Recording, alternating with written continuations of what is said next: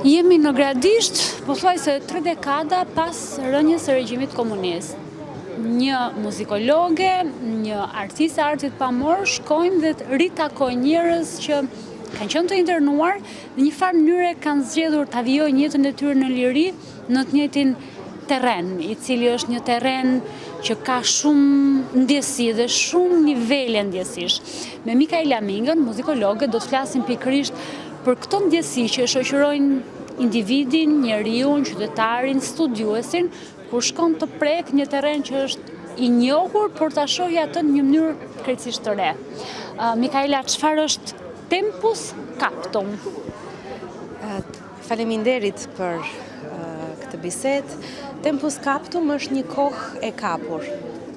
Pra është ideja që të kapim këtë lidhje midis të shkuarës dhe të tashmes në Gradisht, për njerëzit që jetojnë atje, për mënyrën si funksionon kjo pjesa kujtesë-hares në nivel individual, pra që njerëzve ju bëhet si një lloj korace për të mos ju rikthyer më dhimbjes së dikurshme, dhe nevoja gjithashtu për të treguar të vërtetat e tyre.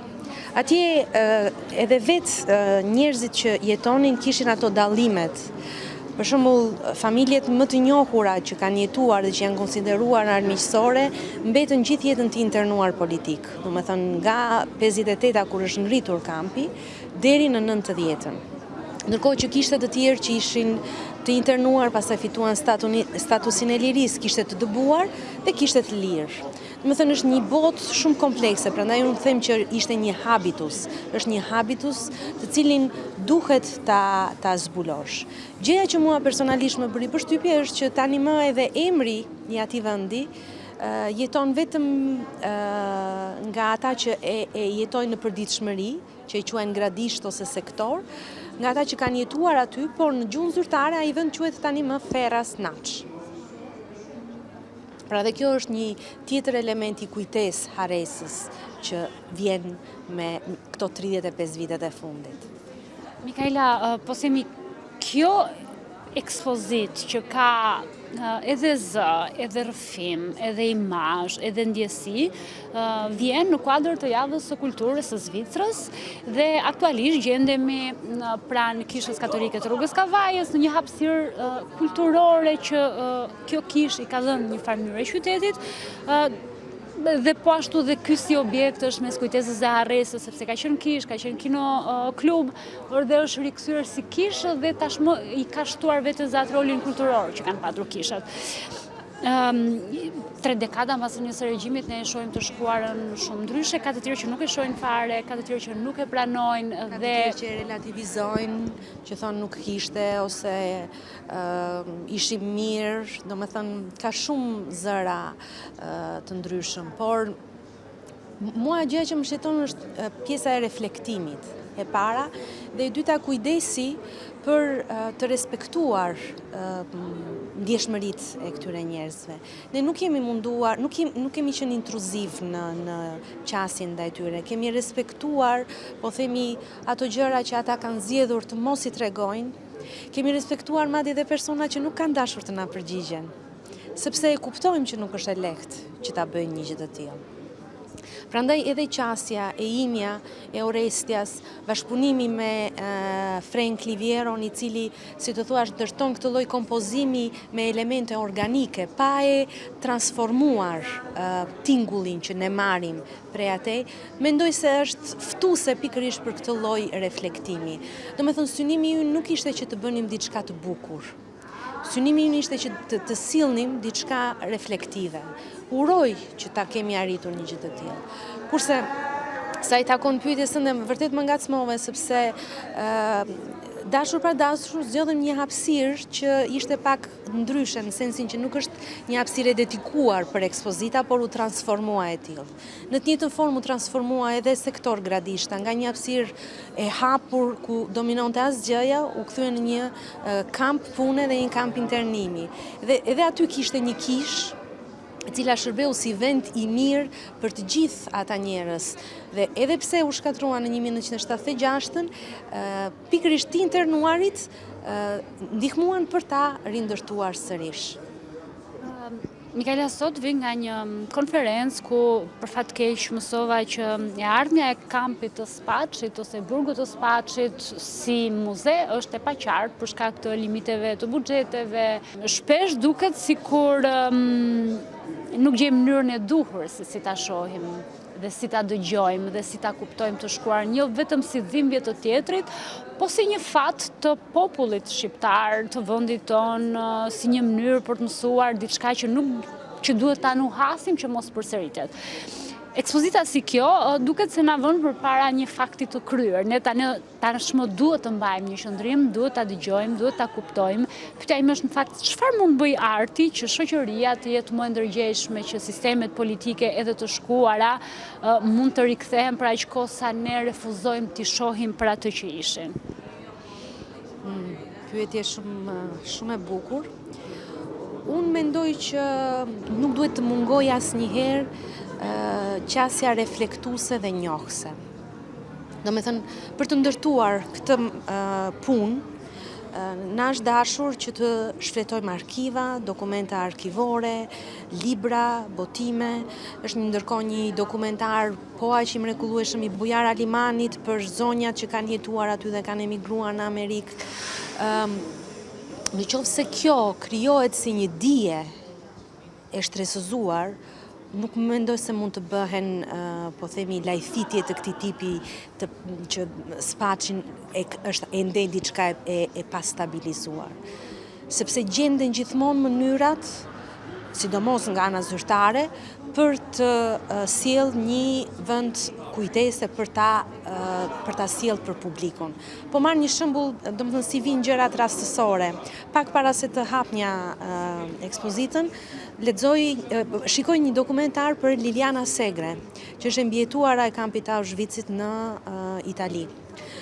Me nismën e saj, ishte ndërtuar një muze poshtë stacionit të Milanos, vetëm me emrat e njerëzve që u deportuan nga Milanoja në Auschwitz. Dhe ishte ndërtuar poshtë binarëve, pra njerëzit ndjenin trenat që niseshin, ishte zëri i trenave, i cili për atë vetë Lilianën ishte, domethënë, momenti që ajo kur duhet të ikte ose kur duhet të rinte.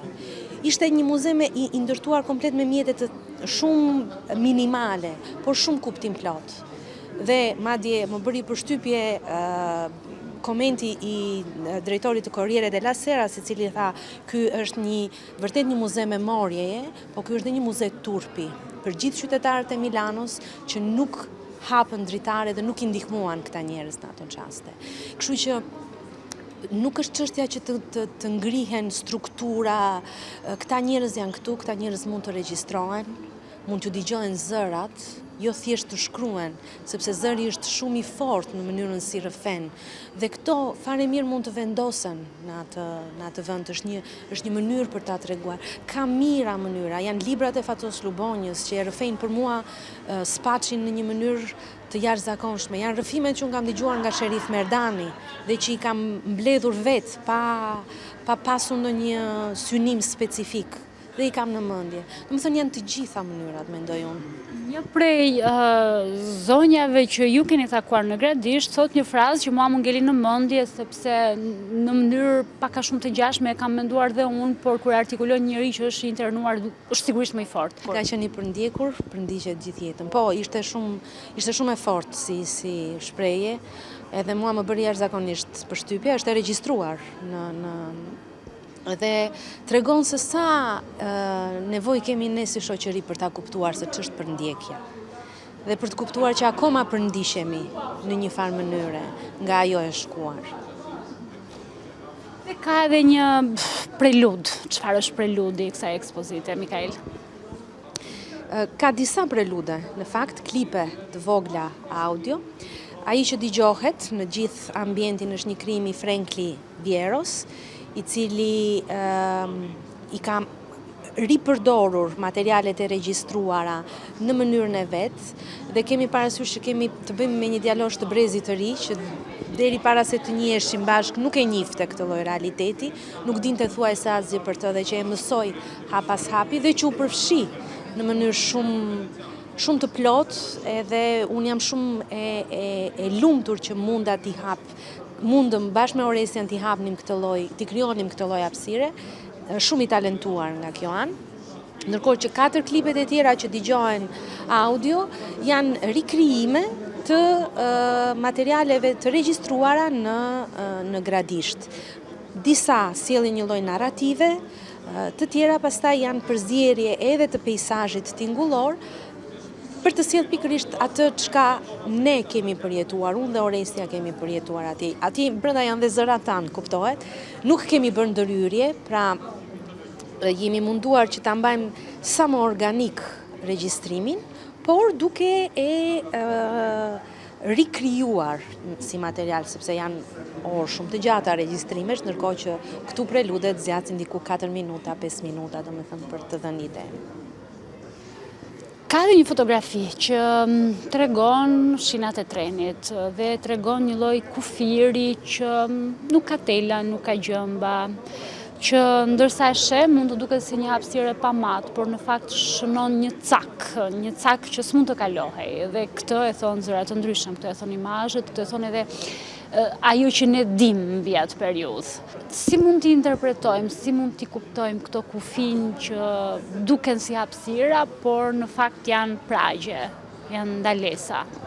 Këtë në radhë të parë e thot Kastriot Kaloshi, i cili thot ky ishte kufiri, ne kemi bërë një ecje tingëllore tek ky kufi, edhe ai tregon, në fakt kishte disa të tillë, që të internuarit kishin të drejtë të ecnin deri aty dhe matan kësaj ose duhet kishe një lej të veçantë, ose duhet kishe një gjendje shëndetësore shumë të rëndë për ta tejkaluar. Dhe ai në një moment thot ishte një kufi pa tela, pa gjëmba, por ishte gjithmonë aty. Edhe kjo ishte një deklaratë shumë e fortë dhe shumë breslënse nga ana tjetër. Dhe ftuse, sepse ti e kupton se si ravizohej jeta në këto vende, që shpesh edhe janë diskutuar sikur nuk ekzistoni, që nuk mund t'i quash as kampe pune, domethënë ishin thjesht aty për që njerëzit të punonin si krah pune në bujqësi. Dhe pikërisht edhe fotoja e Oresias mua më thot jashtëzakonisht shumë, është me ekspozim të dyfisht, për të treguar pikërisht këtë lloj ndeshjeje, situatash që ndodhte aty. Dhe të mendosh që ishin disa të tillë, jo vetëm një.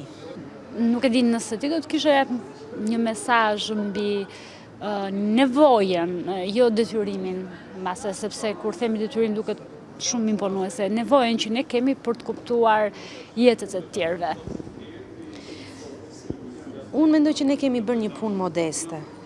Dhe këtë, një nga gjërat që më mësuan njerëzit me të cilët bisedova, ishte pikërisht aftësia për të folur pa mlefe, pa zemërata, por për të rrëfyer të vërtetën e tyre.